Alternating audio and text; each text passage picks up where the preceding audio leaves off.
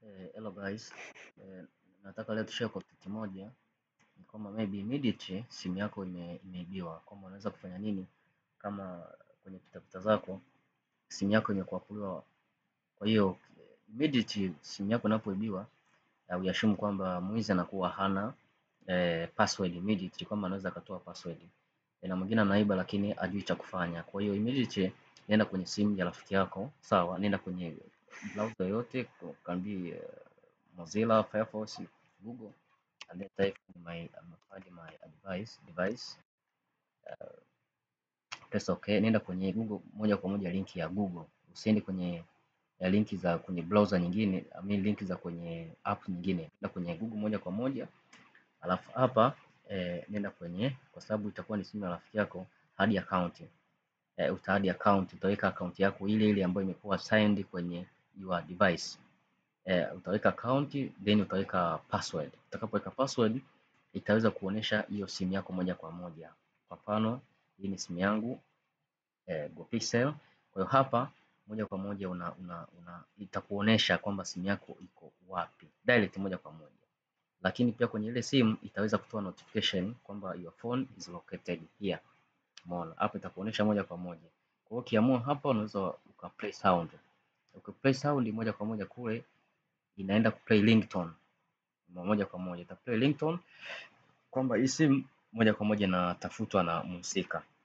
Ukistop hapo unaweza ukastop, then hapa unaweza kwenda kusecure your phone. Kwenye security maanake hapa unaenda kumwandikia ujumbe, utaandika ujumbe kwamba simu kwamba nirudishie simu yangu, alafu hapa unaweka mawasiliano labda 5 unaweka namba zako za simu hapa, then una mark as lost. Ukimark as lost, this notification moja kwa moja itaenda kwenye hiyo simu ambayo imekuwa locked moja kwa moja na pin au pattern. Hata kama itakuwa hajajifunga, moja kwa moja itaenda kulock na pattern moja kwa moja. Hii ni security ya Google.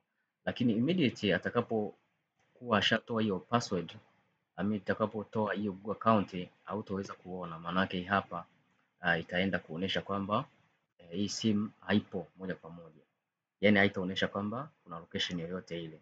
Maybe unaweza kuchukua further responsibilities, lakini hapa haiwezi kuonesha. Kwa hiyo immediately hii ni hatua namba moja ambayo unatakiwa uifuate pale ambapo simu yako imepotea. Usisubiri, kwa sababu hata akiweza kuflash hautaweza kufanya chochote. Kwa hiyo hapa lazima kwanza nenda mtu yote aliyepo karibu na wewe, bonyeza hapo sign account, then baada ya sign account, alafu hapa itaweza kuonesha moja kwa moja hii simu imekuwa located wapi moja kwa moja. Hii ndio njia sahihi ambayo inaweza kusaidia.